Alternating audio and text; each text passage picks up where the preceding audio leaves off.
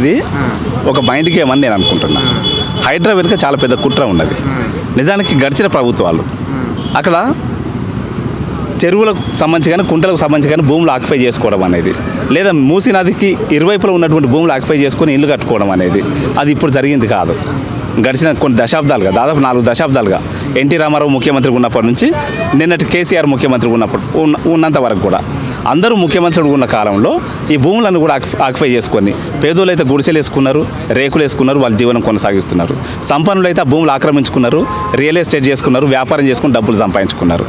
హైడ్రా అనేది ఇప్పుడు వచ్చి ఆ బంగ్లాల మొత్తం కూలగొట్టడం వల్ల అత్యంత ప్రమాదకరమైనటువంటి స్థితిలోకి నెట్టివేయబడుతున్నారు. ఎందుకంటే దాని కారణాలు ఏంటంటే రియల్టర్లు చెరువులు ఆక్రమించుకున్నారు, ప్లాట్లు చేసుకున్నారు, అమ్ముకున్నారు, లేదా కన్స్ట్రక్షన్ చేసుకున్నారు, ఫ్లాట్స్ అంటే బిల్డింగ్ కట్టుకొని ఇళ్ళు అమ్ముకున్నారు. కొన్న వాళ్ళ పరిస్థితి అంటే అమ్ముకున్న వాళ్ళు ఏమో వ్యాపారం చేసుకున్నారు, డబ్బులు సంపాదించుకున్నారు, వాళ్ళ బ్యాంక్ బ్యాలెన్స్ పెంచుకున్నారు, అత్యంత సంపన్నులుగా వాళ్ళ జీవితం గడుస్తున్నది. కానీ కొన్న వాళ్ళ పరిస్థితి ఏంటంటే కొన్న ప్రతి ఒక్కరు వాళ్ళు ప్రభుత్వ ఉద్యోగులు కావచ్చు, ప్రైవేట్ ఉద్యోగులు కావచ్చు, లేదా రోజు ఏదో ఒక పని చేసుకొని బతికే వాళ్ళు కావచ్చు, వాళ్ళకు నీళ్ళ కోసం అనేక రూపాయలలో కష్టపడి ఓ ప్లాట్ కొనుక్కొని అక్కడ ఒక ఇల్లు కట్టుకున్నారు.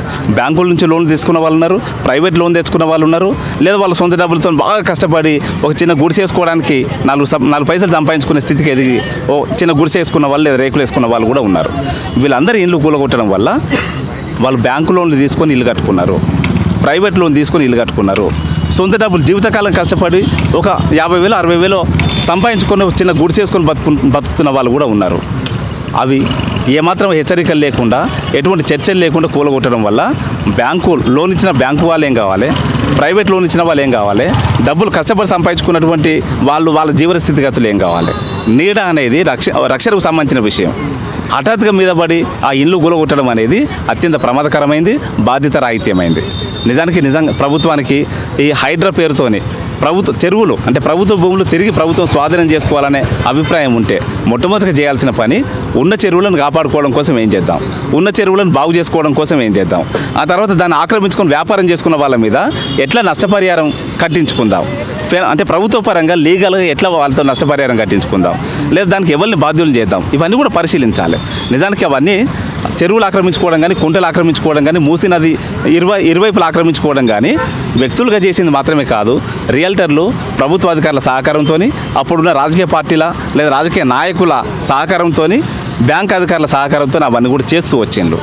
కేవలం ఎవరైతే కొన్న వాళ్ళ మీద మేము యాక్షన్ తీసుకుంటాము, ఇల్లు కట్టుకున్న వాళ్ళ మీద మేము యాక్షన్ తీసుకుంటాము, ఫ్లాట్స్ కొనుక్కున్న వాళ్ళ మీద మేము యాక్షన్ తీసుకుంటాం అని అంటే వీళ్ళు కొనుక్కున్న వాళ్ళు నష్టపోతారు తప్ప దాంట్లో భాగస్వామ్యమైనటువంటి అద్రోహులకు ఎవరికి కూడా నష్టం జరుగుతలేదు. మొట్టమొదటిగా వాళ్ళకు అన్యాయంగా పట్టాలు ఇచ్చిన వాళ్ళు ఎవరైతే ఉన్నారో ప్రభుత్వ అధికారులను గుర్తించండి, వాళ్ళని రికమెండ్ చేసిన ఆ రాజకీయ నాయకులను లేదా మంత్రులను గుర్తించి వాళ్ళ మీద చట్టపరమైన చర్యలు తీసుకోండి. ప్రభుత్వ అధికారుల మీద చట్టపరమైన చర్యలు తీసుకోవాలి, రాజకీయ నాయకుల మీద చట్టపరమైన చర్యలు తీసుకోవాలి, రియల్టర్ల మీద చట్టపరమైన చర్యలు తీసుకోవాలి.